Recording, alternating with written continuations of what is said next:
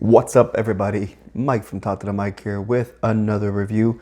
Now we're dipping in. Now we got rid of Scream 3. Again, not the one I enjoyed the most. I'm finishing my little box of 4 here, and we're doing Scream 4. Again, directed by Wes Craven. And this came out a little later on because I think they're only supposed to do a trilogy, and then they came out, I think it's in 2011 this came out. Again, you've got Sydney, who plays in it. You have Neve Campbell, you have David Arquette, you've got Courtney Cox, and you got some new actresses in here, like the fresh meat, right, kind of thing. You've got Emma Roberts, who plays Jill, which is Sydney's little niece, I think.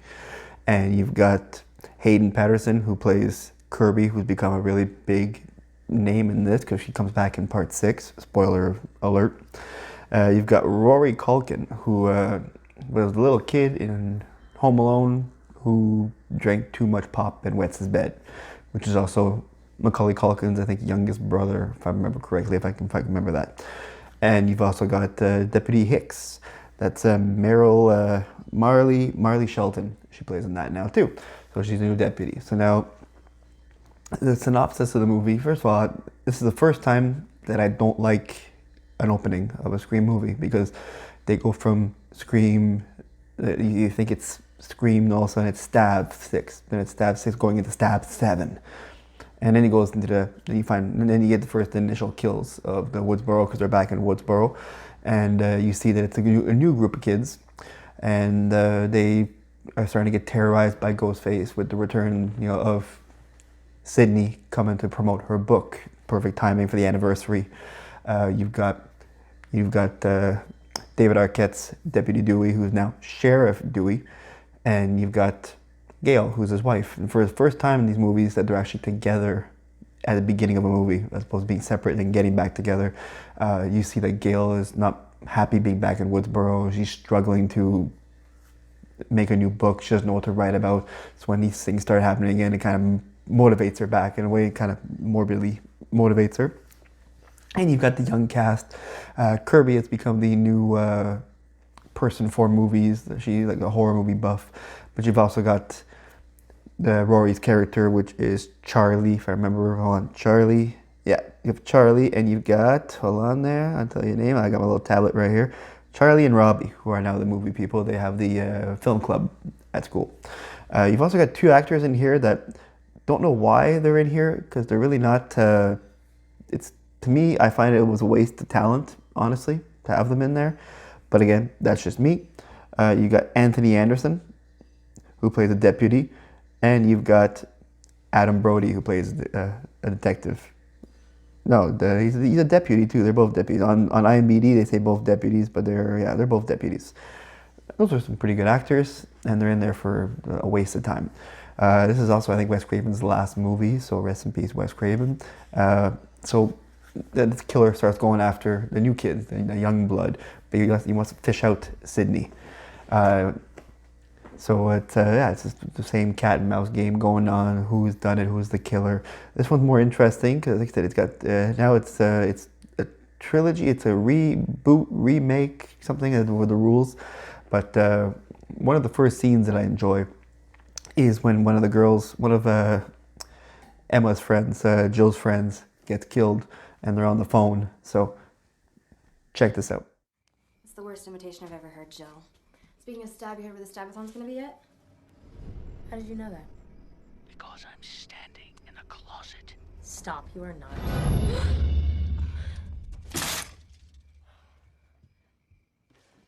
Liar. I'm over this. I never said I was in your closet.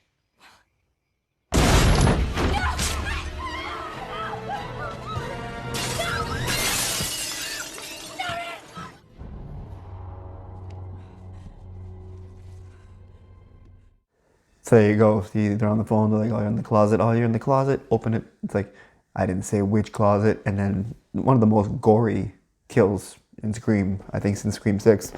That one was pretty moment. So that was an interesting one.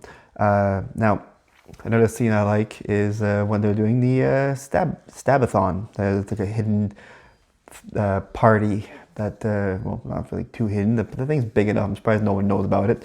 And Gail goes in there to plant some cameras, and she realizes Ghostface is doing the same thing. So and then this one gets to a little bit of a scuffle, and Gale gets injured. Gale gets stabbed. So check this out.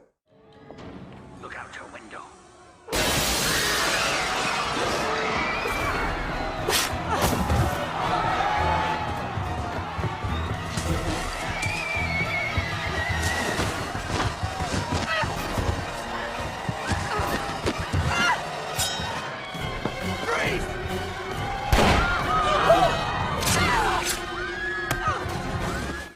All right, so you see it. Ghostface attacks.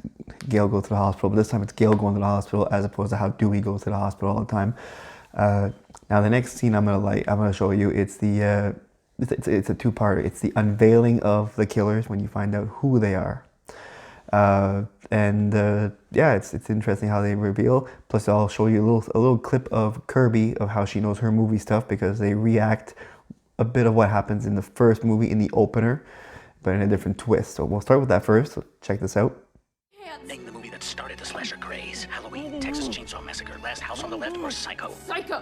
None of the above. Peeping Tom, 1960, directed by Michael Powell. First movie to ever put the audience in the killer's POV. Groundbreaking horror movie in which the villain... Halloween, Texas Chainsaw, Dawn of the Dead, The Hills Have Eyes, Amityville Horror, Last House on the Left, Friday the 13th, A Nightmare on Elm Street, My Bloody Valentine, When a Stranger Calls, Prom Night, Black Christmas, House of Wax, The Fall. Okay, see, there you have it. There, like she names movies. She's pretty good. Then here, this is the reveal of who the two killers are, which were shocking. Oh, the plots are about trying to kill you. Where's Jill? Think she's gonna get away?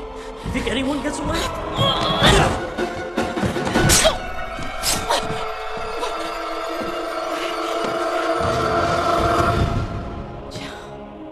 Hello, Sydney. And there you go. And that's when you find out that all along, Jill was one of the killers. She wants Jill and, well, Rory Culkin were the killers. Him and Charlie. And then what she does is she wants to be the only survivor, so she kills him. And she wants to stage this whole thing that she was the victim. She gets beat up because she thinks she killed Sydney. So she beats herself up. This is very interesting. So let's take a look at that.